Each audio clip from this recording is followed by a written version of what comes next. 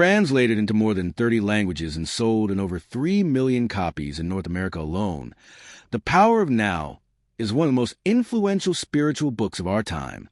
A mixture of Buddhism, Christianity, mysticism, and New Age philosophy, Eckhart Tolle's magnum opus states that, paradoxically, most of your anxieties in the present come not from things that are happening to you now, but from things that have happened in the past or might happen in the future.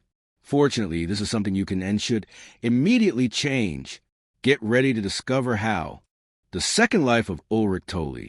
One night, not long after his 29th birthday, Ulrich Tolle woke up in the early hours with a feeling of absolute dread. It was a new feeling. He spent most of his life up until that moment living in a state of almost continuous anxiety interspersed with periods of suicidal depression. However, this time the intensity of the sensation was overpowering. He remembers it vividly. The silence of the night, the vague outlines of the furniture in the dark room, the distant noise of a passing train. Everything felt so alien, so hostile, and so utterly meaningless that it created in me a deep loathing of the world. The most loathsome thing of all, however, was my own existence. What was the point in continuing to live with this burden of misery? Why carry on with this continuous struggle? Before too long, a devastating thought appeared in his mind, one which he couldn't stop repeating to his inner self. I cannot live with myself any longer. But then, quite all of a sudden, the very same thought became a source of astonishment and a turning point that would pivot his life to balance and well-being. With whom can I not live? He started wondering, am I one or two? If I cannot live with myself, there must be two of me, the I and the self that I cannot live with. Maybe, he determined, only one of them is real. The absence of an answer stopped Ulrich's mind into a conscious, thoughtless state, sucking him into an inner void, a vortex of unimaginable energy. He couldn't really grasp at the time what was happening to him, but when the sun awoke him the next morning, tears flooded his eyes at the realization that there is infinitely more to light than we realize. Everything was fresh and pristine, as if it had just come into existence, remembers Tolle. It felt as if he had just been born, as if his past self, with all of its heaviness and problems, had dissolved and collapsed into non-existence.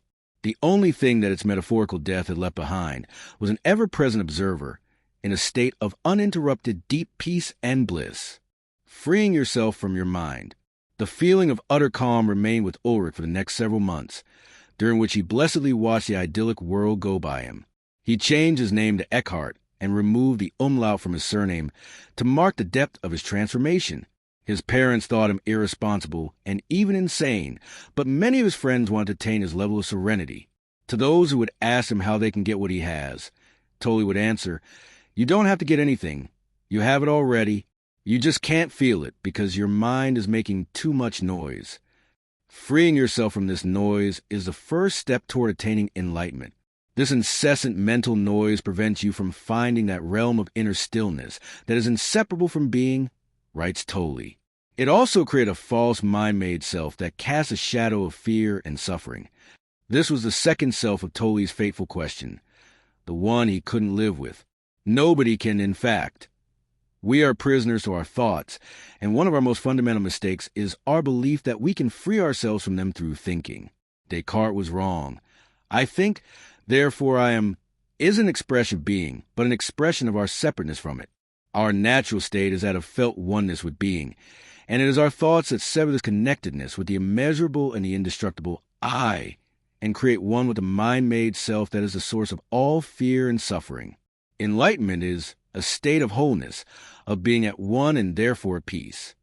Thinking, on the other hand, is a state of fragmentation, of being more than one, and therefore in a constant struggle against the other. To put an end to this pointless fight, you must disidentify from your mind, that is, the thoughts streaming from it.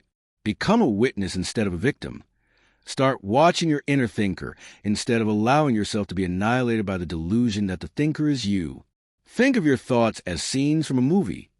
By making yourself a viewer instead of protagonist, you rob your thoughts of their power. Living through the events of a horror movie is scary.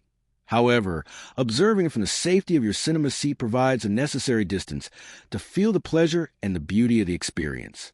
It is this distance, this crack between you and your thoughts that allows the light to get to the seeds of enlightenment planted in your heart at birth. Without it, they will inevitably wither away in darkness. Accessing the power of now.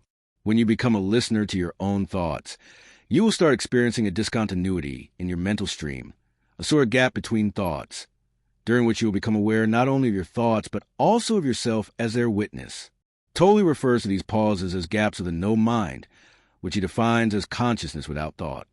Even a brief connection with your no mind brings inner stillness and a true experience of being. Furthermore, as most artists know, the no mind is the source of all creativity. The noisy mind just gives form to the visions and insights that can only be born in tranquility. There is a good reason for this.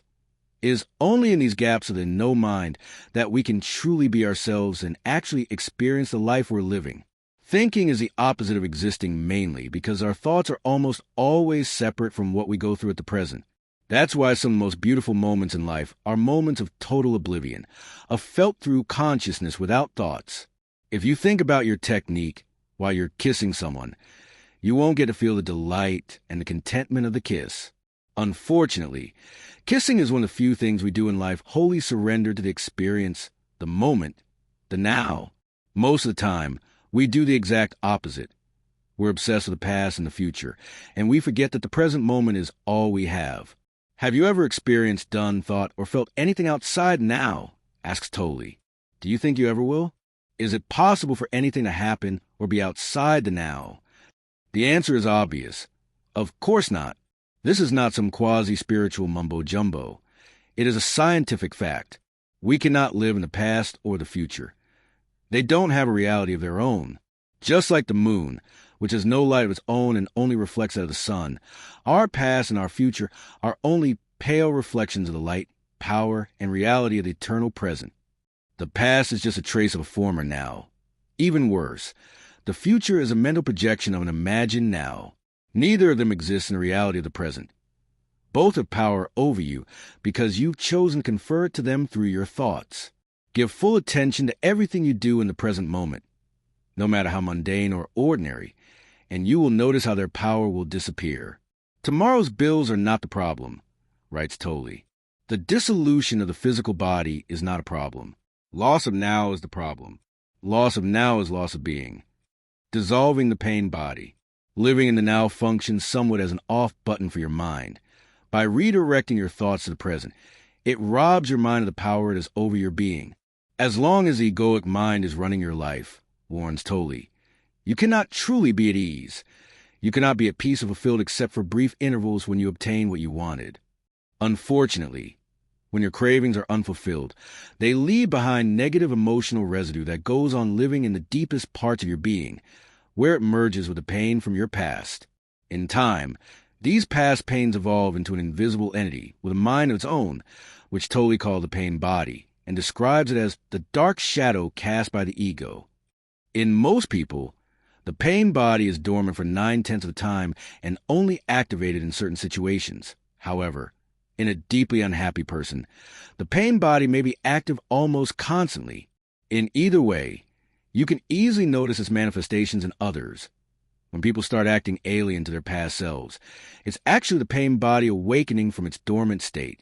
However, it is far more important to detect the pain body in yourself, because just like the mind, it hates being observed. It loses its power when you become its witness and stop identifying unconsciously with it. The pain body may seem to you like a dangerous monster that you cannot bear to look at, writes Tolle, but I assure you that it is an insubstantial phantom that cannot prevail against the power of your presence. Buddha defined enlightenment as the end of suffering. Just like him, Tolle discovered that suffering ends with being present in the moment. Neither the past nor the future can survive this, and they are the source of most suffering. If, however, it is the now that seems intolerable, then you have 3 options. To remove yourself from the situation, try to change it, or accept it totally.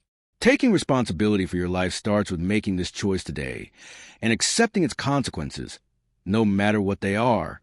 Final notes.